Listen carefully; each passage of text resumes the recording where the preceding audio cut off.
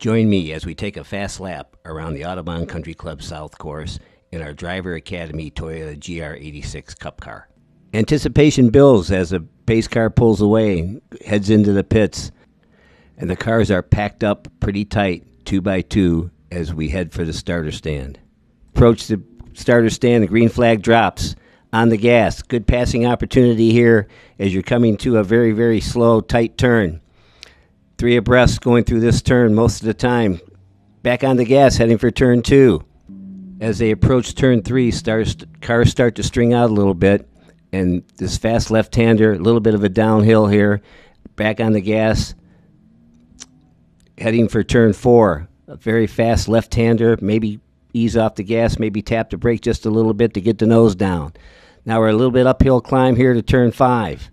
Just a little bit of braking required here as you head towards turn 6. This turn is a little tricky as it's 2 turns, big sweeping turn, a good passing opportunity if you have enough guts to stay on the inside track. Now you're heading up to turn 7, the kink as we call it.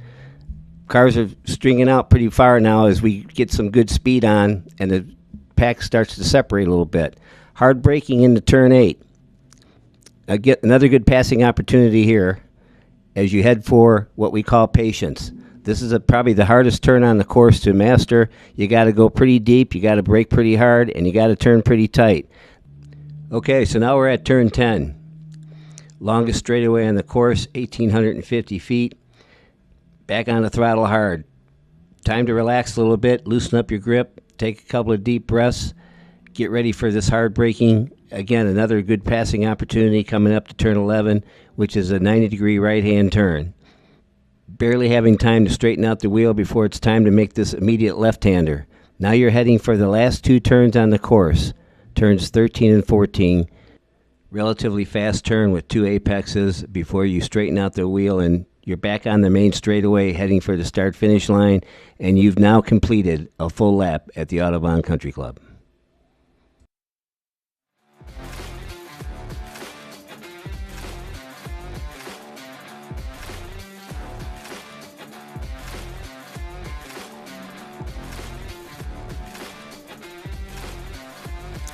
And we'd like to welcome you one and all to the Audubon Country Club, the beautiful racetrack located here in Joliet, Illinois, just about maybe 5 minutes away from the Chicagoland Speedway here in Elwood off of Joliet. Welcome up to the broadcast booth. Myself, Jordan Missick here, one of the chief of driving instructors, along with one of our members, Jensen Benet. Jensen, thank you for joining me in the broadcast booth here today. Yeah, it's an honor to join you. It's an honor to be alongside a Radical Cup champion, Indian XT driver, and someone who has raced GT cars in the past. You've raced Lamborghini Trofeo Cup, so you would know firsthand what GT racing is like and the multi-class racing that comes with it. Yeah, different types of multi-class racing that we'll be dealing with on our hands today. We have 5 different classes, ranging from GT1 all the way up to GT5. Multiple different entries that you'll be seeing in multiple different types of cars, from BMWs, Porsches, even all the way up to even Miatas that we have on track here today. to set the tone for us. We're getting ready to go 18 laps of battle around our 2.1 mile South Circuit track here from the glorious Audubon Country Club.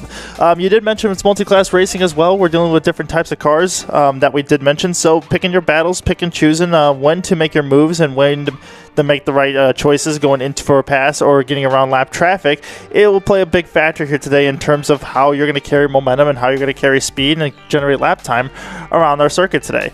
So as the field is kind of going around our 2.1 mile circuit going into turn number 6, we'll go ahead and take a look at the starting grid here really quick. Leading us off is going to be the 161 of Tom Herb in that beautiful 992.2 Porsche that he has out there today, carrying the blue and white fall line colors. Alongside him is going to be the 174 of David Calzetta in the GT2. He will be the pole sitter for that class, and that's actually going to be taking place in that Spec Miata. It's a nice little K-swapped Spec Miata there.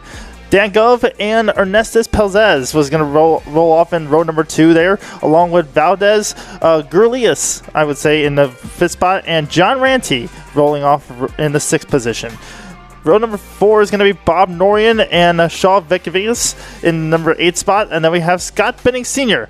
and Thomas Prokop in the 9th and 10th positions. They'll be rolling off in row number 5. Mike Keck and Andrew T are going to be rolling off in 11th and 12th. Tony DiBacalari is in the 13th position, along with Julie Riggin rolling off in 14th. And then a late entry that was added did not qualify today, but is able to get here on time to make the field happen.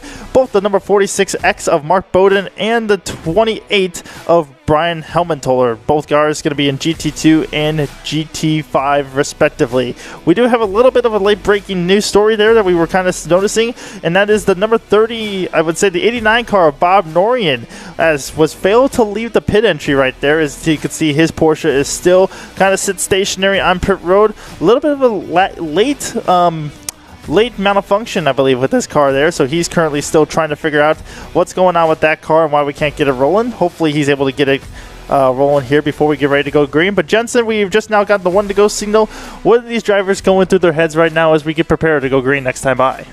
Well, there's a lot of things going through these GT drivers' heads. For one, there's the multi-class aspect, and some of these guys you'll be racing, you're not racing, well, you are racing for position overall, but not in class. Of course, racing in class, you want to focus on trying to get ahead of them, but then you could be involved in someone else's battle, and you don't want to ruin that. It's a double-edged sword. It's like in one hand you want to get around them to try to catch up to those who are ahead of you in class, or if you're ahead of the rest of them, you want to make sure you can pull away. But then there's the other aspect of it, of there are people who could be ahead of you or behind you who are in a different class, and it's kind of a question of, like, should I fight this, or like how much of a factor you want to be.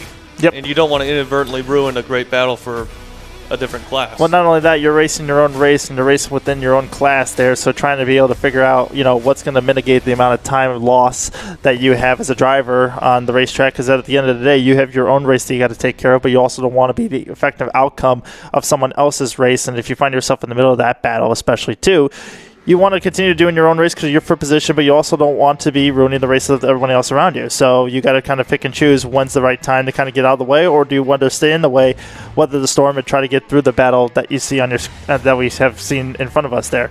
So one last breaking story too, as we mentioned, Bob Norian at number 89 was getting the tow hook there, so he looks like he unfortunately may not have any power in that car. He's going to get taken off at the south grid pit lane and brought back behind the wall especially, and the rest of the field is doubled up 2 by 2 as they come through south 11 here heading into turn number 12. The pace car is going to eventually turn the lights off, has it already, going to the safety of the pit area, and is now going to leave the field and leave it in the hands of both David Calzetta and their pole sitter Tom Herb.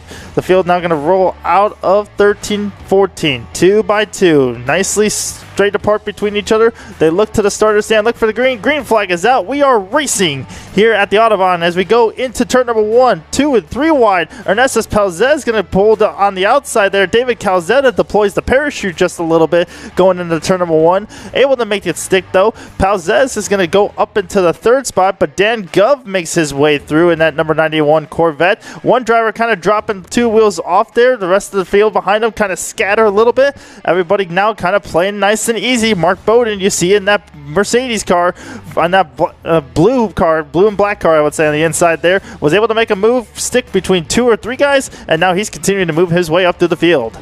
We got both the GT1s of Tom Herb and Dan Gove taking the lead. GT1, of course, the faster of all the classes.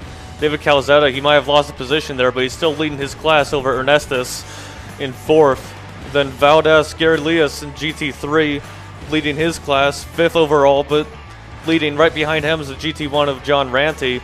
Yeah, 4 cars in GT1 today, as we mentioned. It's the Tom Hurd, Dan Gove, John Ranty, and that new, I would say, Ferrari car that he has there. We're used to seeing him running in a Porsche, so the fact that we're seeing John Ranty in a brand new car is interesting as well. So I'm interested to kind of see how he's actually going to be able to operate that car and how he handles it today. So far, so good, because I've kept it clean for the very beginning for the first couple corners here and on the first lap. But Palzez is kind of now actually going through the rest of the rest of this lap, and he's been able to take the lead in the GT2, like you mentioned, over David Calzetta. Calzetta now has dropped back 2 positions on the racetrack, but has fallen back to 2nd in class. We see Valdez Gurrilis has now kind of gone into gone into 4th in the racetrack. For now, he leads currently in GT3. His next competitor is going to be actually Thomas Prokop, who is quite a little bit of ways back there towards the back end of the GT class field. As now they all rocket through turn number 3 and into 4. We got a nice little side-by-side battle here coming into turn number 4. That's Sean V. Vecchianis, I think it is, going into turn number 4 there, not able to make it happen. And Scott Benning Sr. holds off to that position just for the current lead for the time being. Yeah, and Valdez Gary Leas behind Puzelis there. Gary Leas, he's in between the GT2 battle. It was really close between them. And like we mentioned during the pace laps, it's kind of a double-edged sword. Like, Gary Leas, he's leading his GT3 class, but he's behind the GT2 leader in front of 2nd GT2. So how they will manage that, we'll have to see how it goes throughout the race. Sean Vecchiavius right now is really trying to find his way by the GT4 car of Scott Benning Sr. Both cars are in GT4. That is the battle for the lead actually in GT4 between Scott Benning Sr. and Sean Vecchiavius. And right now we just saw Sean try to dip to the inside, then he cut back to the outside now. Scott Benning Sr. is able to pull away a little bit of a margin here as they go into turn number 11. Sean, though, going to try a little bit of a cutback here through turn number 11 and into 12. Now he goes back to the outside, tries to stick a nose in on the outside. Benning's going to leave him a little bit of room there. Now he tries to kind of fall into the tire tracks. Good run here by Sean. Is he going to make anything of it as they come across the start-finish line heading into turn number 1? Sean's going to think better of it. He'll stick in line there. Allow Scott Benning Sr. to lead another lap and lead him into turn 1 and 2. Yeah, just seeing that BMW v BMW battle is just amazing. It reminds me a lot of watching DTM even before and now during the GT3 era of DTM. It's crazy to watch and see how these battles go on throughout the whole race.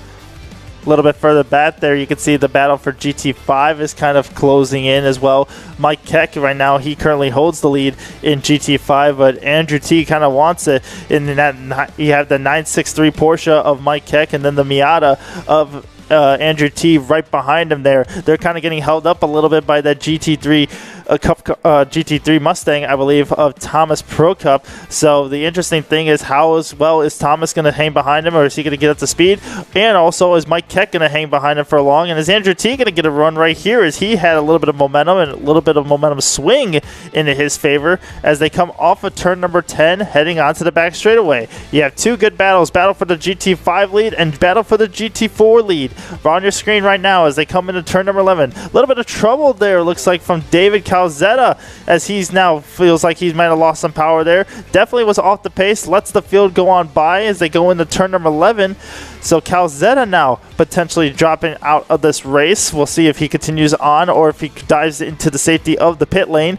But nonetheless, battle for GT4 lead. Sean V has a decent run. Coming down across the start-finish line, heading into turn number 1. Will he be late on the brakes? No. Scott Benning Sr. still able to be late on the brakes. Holds on to the spot. Sean trying to make another nose of a push into the inside of turn number 2. Thinks better of it. Comes off the exit of turn number 3. Now tries to run again. Heading into turn number 4. Dips a nose to the inside. Looks like he tries to go for it, but is a little bit early on the brakes. Let Scott Benning Sr. get the run through the middle. Yeah, I wonder what happened with Calzetta there. with like him just slowing down like on a straightaway too. That's really odd how he continued on too. I don't know if he like had a sudden mechanical problem that somehow suddenly got fixed.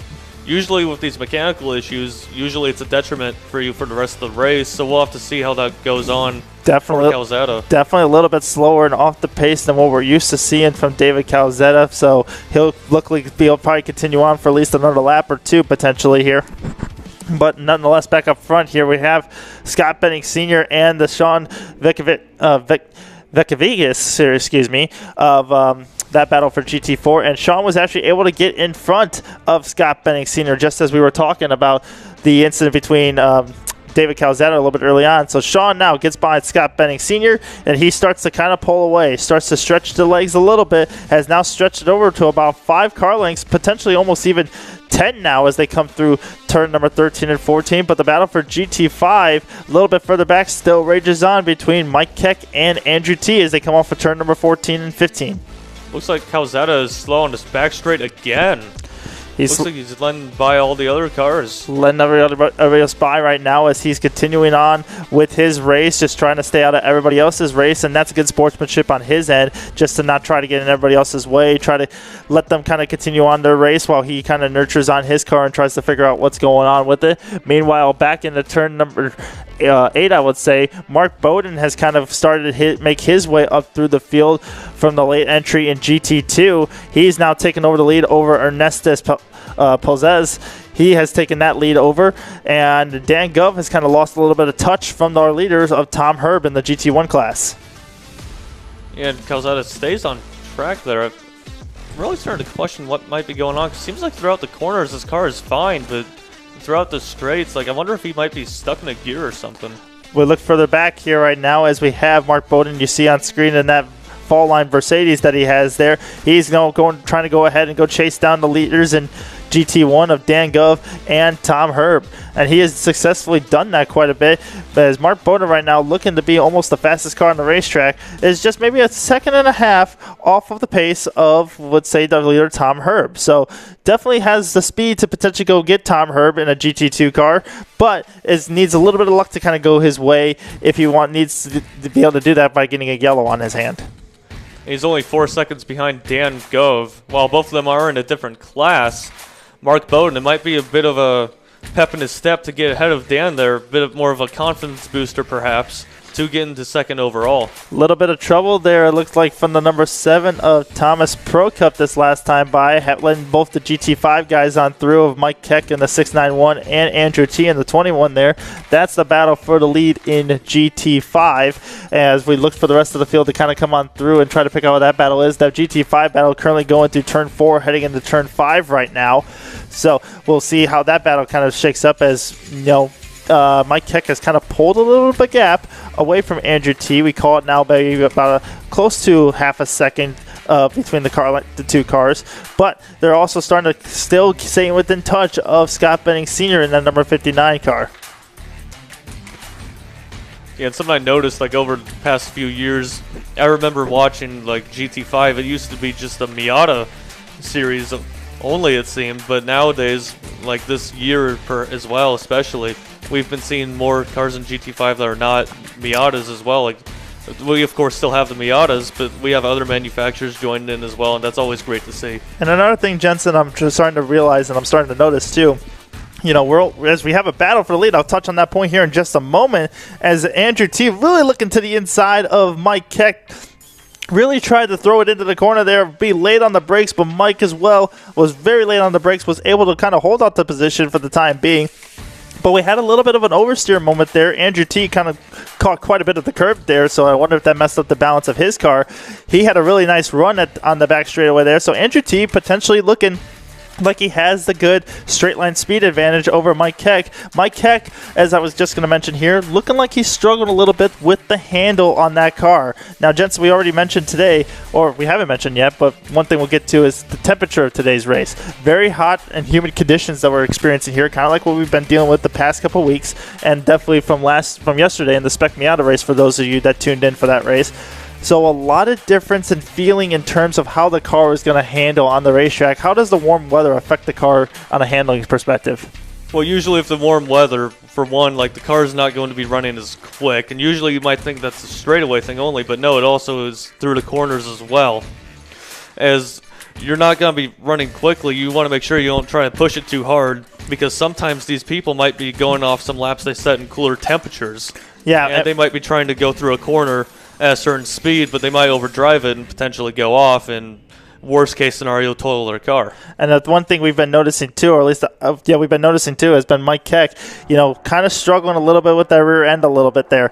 We noticed it through turn 9 and turn 10. The rear end's just kind of getting yawed out a little bit, meaning that the rear end's just sliding out on him on the turn-in point. He's able to catch it and able to keep the car looking straight and beautiful as it is through these corners, but it could be hindering him a little bit in terms of how much speed he can roll through the entry of these corners. So right now, as we see at the top of the screen there, here comes Mike Keck. Has Andrew T right behind him there as well. Coming through the main straightaway now as they go into turn number 1. The battle still rages on as they go through. It's about maybe 10 car lengths of a gap between Mike Keck and Andrew T in the battle for GT5. Also, with like what you said about the temperature as well, it also will be affecting the drivers too, because some drivers might be running a cool suit, some might not, but even if you're running the cool suit, these temperatures could really get to you behind the wheel. And during the race, you might lose some of your physical strength during the race and might not be able to push the car as hard, so you want to kind of preserve some of that energy if possible for the whole race, throughout the whole race distance. And that's another good point you bring up there. We talk about the physical fitness of what it takes to drive a race car, especially either here on the pro circuit or here at the Audubon Country Club.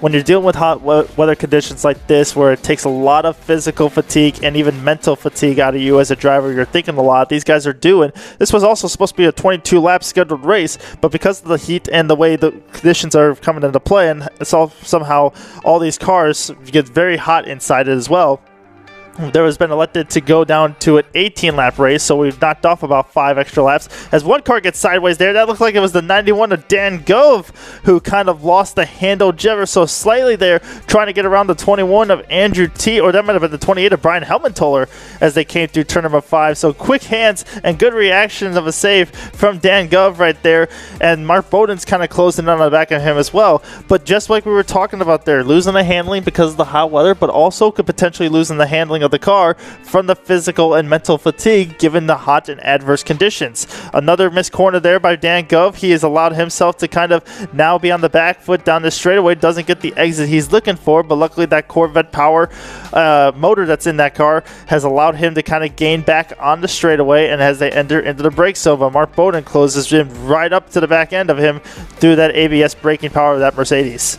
And Tom Herb has just crossed the line to complete the 9th lap. We are now halfway through this race. And like you said, with the fatigue, we're halfway through, and some drivers having some mistakes creep in here and there. As we have a bit of a battle going on for second overall. Bowden really tried to look to the outside. Gove came back across, taking the normal racing line. Bowden, being a little bit more proactive, dips the car down to the inside, was able to make that move stick. He now moves into second spot overall. They're trying to get around the lapper car of Tony Diabacalari, as now with both of the Mark Bowden and Dan Gove have been able to do that, and they are able to carry on their merry way and be able to continue on with their race.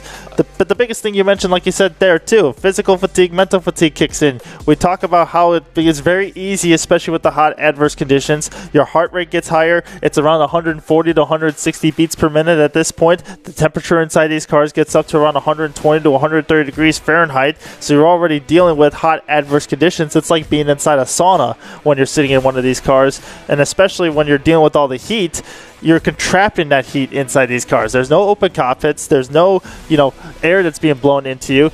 You mentioned some of these guys already run cool suits, and that's what they're trying to do, to kind of throw water through the suit of your Nomex, the Nomex suit that you wear underneath your fireproof protection suit, just to kind of keep your body cool, so that way you keep your core temperature down, because the moment the core temperature starts to rise up, you start to get the influx of heat coming through your body, and it starts to mess with your brain, and next thing you know, you start to breathe heavier as you're trying to produce more oxygen through your body, and if you're not able to do that, your head starts to get light, you start to get a little bit lightheaded, and then you start to make mistakes, and then you start to lose focus on what the task at hand is in driving a race car around the racetrack as fast as you possibly can.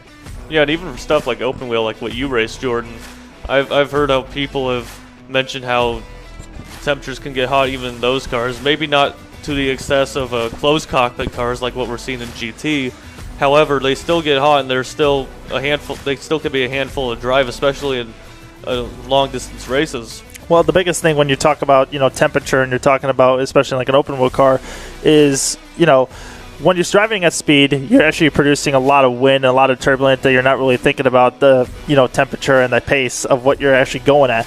But it's really what you're going on to when the car starts to slow down a little bit and you get a yellow flag, let's just say, or you come to a stop in your pit box. That's when you really kind of feel the fatigue. As we got one car that just went off at the exit of turn 11 there. Looked like it might have been Andrew T. Going through turn 11 as the lapper of Tom Herb came into play. The leader of Tom Herb came into play there. The lapper of Andrew T. kind of came on through there and kind of just misjudged the braking point a little bit. Went straight on at the exit there. Was able to keep it going, though. So no harm, no foul done, but going forward was off the track is never ideal around this place. Especially with how he was battling Mike Keck for the lead of the GT5 class. That might have been Andrew T's chance to win GT5 today. Thrown out the window. He's going to have to hope for some sort of miracle to have any chance to catch back up to Mike Keck there. So a couple of battles that we still have going on, circulating around the field there. We are able to see the battle between the GT4 has kind of spaced out quite a bit as Sean View is able to kind of take his toll and kind of move on from the battle with Scott Benning Sr. there. That was for the lead in GT4 class. Ernestus Pelzelis is able to go on for GT2. He's trying to run down Mark Bowden in that number 46. Blue and black car that you just saw flash on your screen right there in front. But we talked about, again, we talked about the physical fatigue and how things have happened, but also the one thing we talk about too is the endurance of these guys. We'd also mentioned, going 22 laps, 18 laps on this race for specifics. You mentioned we're already halfway and we already started to see some mistakes, but that's only half the race distance. They got another half of this race to go. So being able to drink lots of fluids, making sure you're hydrated, making sure your body's all ready to go for the type of race that we're experiencing here today, because it's especially going to be hot. We don't want these guys getting out of the car and being dehydrated by the end of this race. So being able to understand how much fluids to take in and understand how much you actually want to be able to kind of hydrate yourself before this race is key as well. Yeah, and especially like some guys, you might think that they push near the end of the race. Some people might actually push at the beginning of the race, like maybe someone like a Tom Herb, for example, who's pulled a big gap between himself and second place and third place and second GT1 Dan Gove. He might just cool his jets a bit, if you will, for the second half of the race and cruise home to a win potentially. Falling on board right now is the new car that we were talking about earlier of John Ranty and that beautiful 333 number car of the Ferrari Challenge car. I believe it's the 296 version of his car. John Ranty has been around the club for quite some time. Has gone through different types of Porsches as well too. He's raced two different types of Porsches as well. He's had a blue and silver Porsche that he had here on property many years ago. Then he upgraded to the beautiful black and silver Porsche that was kind of similar to what the old Lotus scheme was like back in the Formula 1 days, as well as the Rich Energy Haas scheme colors that it was. And now he's gotten into the Ferrari Challenge cars here. So he's testing out this new Ferrari Challenge car. Team Stradale obviously being part of the working on this car as well. So John Ranty coming back out to the club here today, able to take this beautiful red Ferrari Challenge car around the whole Autobahn South circuit. Has been able to produce a lot of lap times with this thing, but noticed a lot of he's noticed a lot of good attention to come from this car. Yeah, I definitely agree. You said it's a 296 Ferrari, that is? I actually got one of those on iRacing. I mean, obviously not real life, but close as I could get for now, at least. And it is a joy to drive, for sure. It's always enjoyable. But he's racing this car a little bit in the Ferrari Challenge Series. If you wanted to, you can race this car in that series. But he's also elected to race it here at the Autobahn, where he's able to get plenty of laps in and have a great time on track, as we're seeing some more lap traffic, as that's the number 7 of Thomas Copa as a lapper from Ernestus. He goes on by, carries on his way, and I believe that is the 24 of Valdez Guerrillas that is right behind him as well. That battle is actually for position on track, not for class, but for position, overall position. That's the 4th and 5th spots on the racetrack as well. John Ranty, that you can see falling behind, he's in the 6th position as of now, so a little bit of ground that he needs to gain up if he wants to fight for 4th and the 5th spot on track. The other thing we'll talk about too has been how the conditions of the race start to develop. You already mentioned too on how fast the push let's say, as a car, you get your guys who have pushed early and then they tend to fall off towards the back. Well, there's a way of also saving tires and also being like nice and easy early on in this race and saving your stuff for the very end. We call those guys comers and goers. You see it a lot on the NASCAR circuit as well too, especially when you get to long green flag runs. You start to see guys push the cars very early to gain as much track position as they can and try to get all they can get and get themselves a good track position.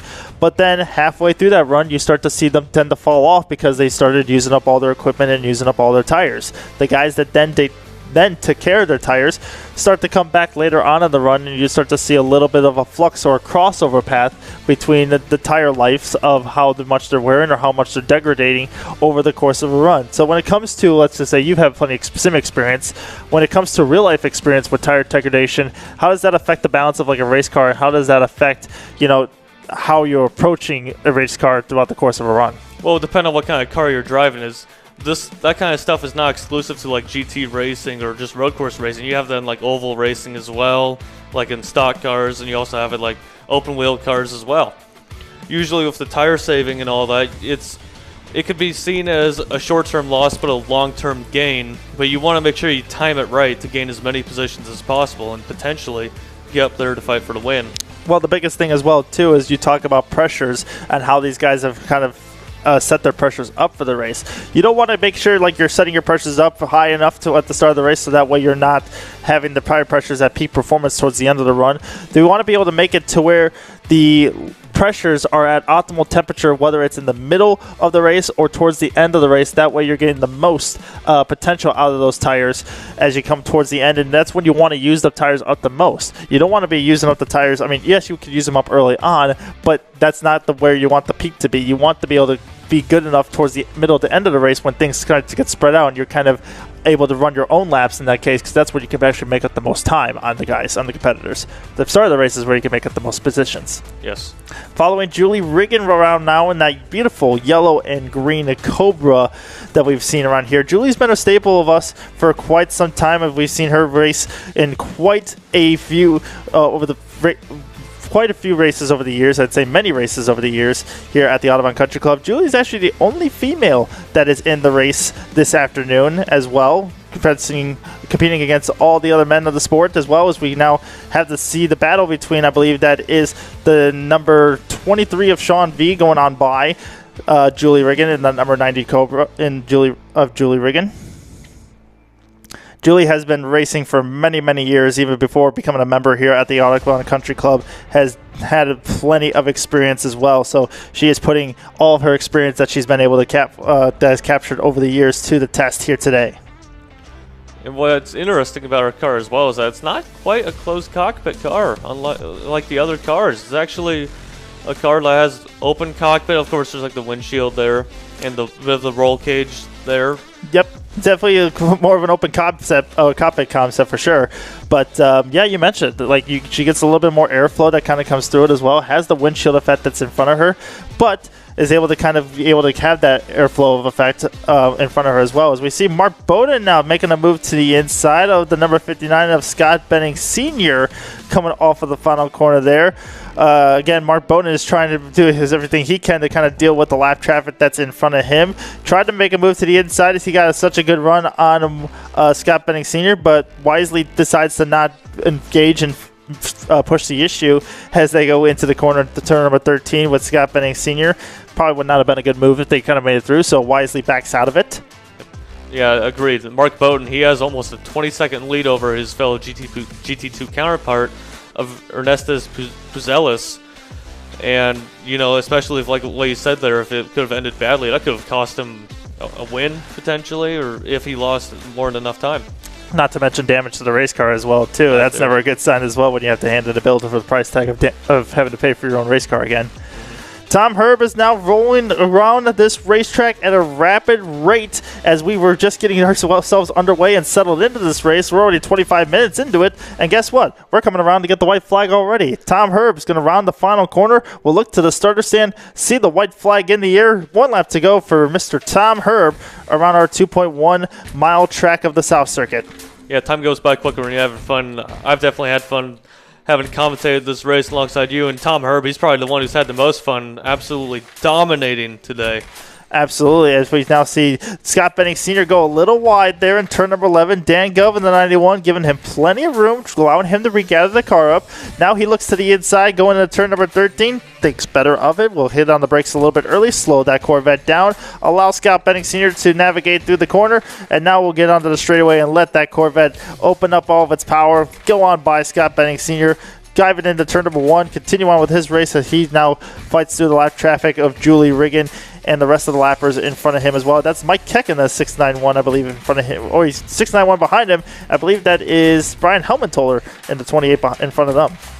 Yeah, lap traffic like in GT racing, of course in multi-class racing as well, it's always a factor, and it's always something exciting to see how the leaders navigate their way through the lap traffic. The biggest thing is picking your battles and picking and choosing when to pass, when it's a good idea to pass, when it's good to hold off and kind of wait for it as well. So we got a lot of big gaggle cars now coming through turn number 6, just kind of filing and just kind of tipping their toes on the way through. Meanwhile, coming out of the final corners, turn number 13 and 14, Tom Herb in the number 161 Fall Line Motorsports Porsche 992 will come across the line, take the checker flag, does a nice little weave in celebration as he comes across the line to take the win in GT1 around on Audubon's race number 4 of the season for the GT cars. Yeah, Mark Bowden here, he'll be coming across the line at any moment. He's leading the GT2 class. He'll finish second overall, but more importantly, he will win his class and he'll win GT2.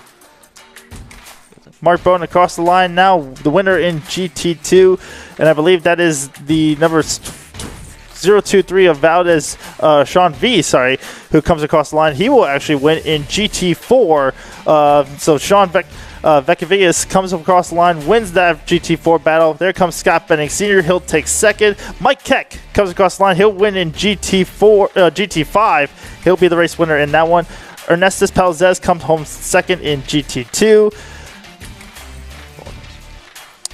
Yeah, Valdez, Gary Leas crossed the line 5th overall, but will win GT3. And now we see it coming on our screen right now, the number 21 of Andrew T. He's going to be coming home I would say a disappointing second place finish, but nevertheless, when you're on the podium, I don't think it's much of a disappointing battle. But Andrew T. is like probably thinking to himself, the one that could have been today if he wouldn't have made the one mistake in the turn 11, but a good battle that he had alongside with Mike Keck throughout the course of that battle. And Thomas Prokop will be the last car that comes across the line, concluding our on-track activities from today's race and today's venue. We also had a couple other cars that did not make the rest of the race throughout the course of the action. As we mentioned before, David Calzena in that 174 did pull off track and around lap 6. So we'll go ahead and give you that full field rundown as now everyone has come across the line there to finish our today's activities. Tom Herb was the winner in GT1. He is the overall race winner as well. Mark Bowden comes home in second, the winner in GT2. Dan Gov finished in third. He finished the second in GT1. Ernestus Puzelis comes home as the fourth overall in the second in GT2. Valdez Gurlias wins the race in GT3. He comes home with the 5th spot. John Ranty will finish in 6th, third in GT1, so he'll be on the podium. Sean Vecchivius comes home in GT4. He is the class winner in that class as well. 7th overall. Scott Benning Sr. comes home in 8th. Second in GT4. Mike Keck, your winner in GT5. He'll finish out 9th. Andrew T. 10th. Second in GT5. Thomas Prokop will finish in the third spot in GT3 in the 11th position overall. Tony DeBarcolari comes home in 12th. GT1 for the fourth position. Julie Riggin finishes 13th in third in GT4. Brian Helmentoller, third in GT5 in the 14th spot. And David Calzetta finishes 15th and last on the field, finishing only 6 laps in GT2. We'd like to thank our sponsors as well, Highland Management Associates that are in company, as well as Eurosport Racing and CSI Trucking. Without our sponsors and our people on staff there, this would not be possible. So we'd like to thank our friendly sponsors for helping us out with our broadcast here today. That's going to go ahead and wrap things up here from the Audubon Country Club. We thank you guys all for tuning in and enjoying today's racing action of the Autobahn GT Challenge and our member racing series. Don't forget to tune in next time in about a week's time, where we're going to be having Festival Speed. The GT class will be on track again along with our Spec Miata and Wings and Things series, so you get to see all the action that we have to offer from our Autobahn member racing series. From our commentator Jensen Benet, I'm Jordan Missick. Thank you guys for watching, and we'll catch you next time.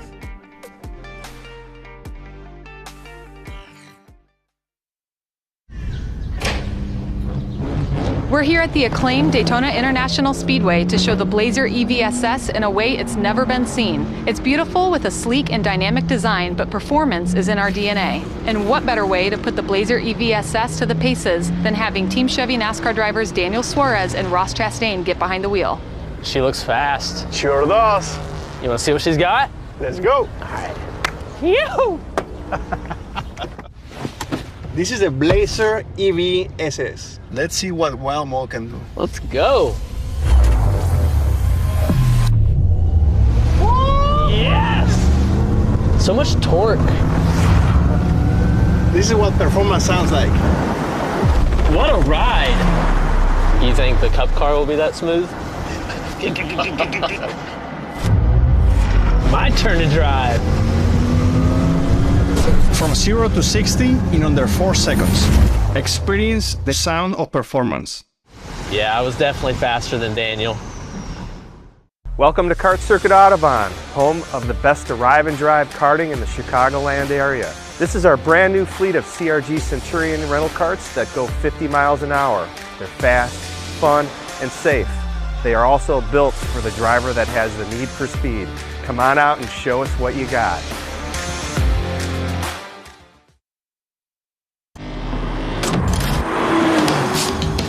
At Lexus, our motto is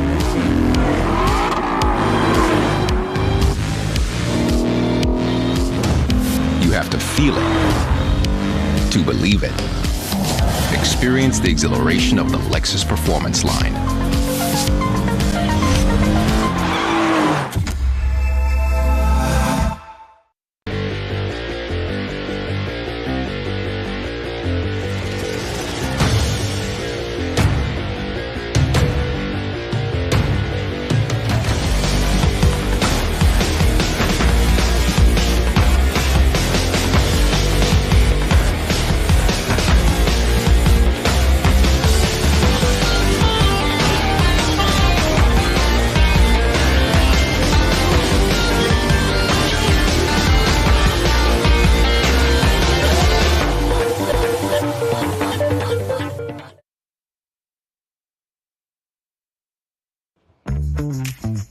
Hey there, welcome to Autobahn Racehouse. Did you know that racehouse rooms are available for members and guests to rent?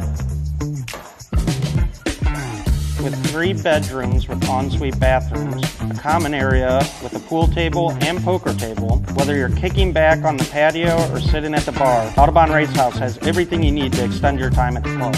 For more information or to make your reservation, contact Karen at AutobahnCC.com. Define nature. It's what defines the all-new 2024 Corvette E-Ray. The quickest Corvette ever, with 0 to 60 in 2.5 seconds. An electrified all-wheel drive that handles all 4 seasons. A supercar of contrasts. It's everything you never expected. One like none.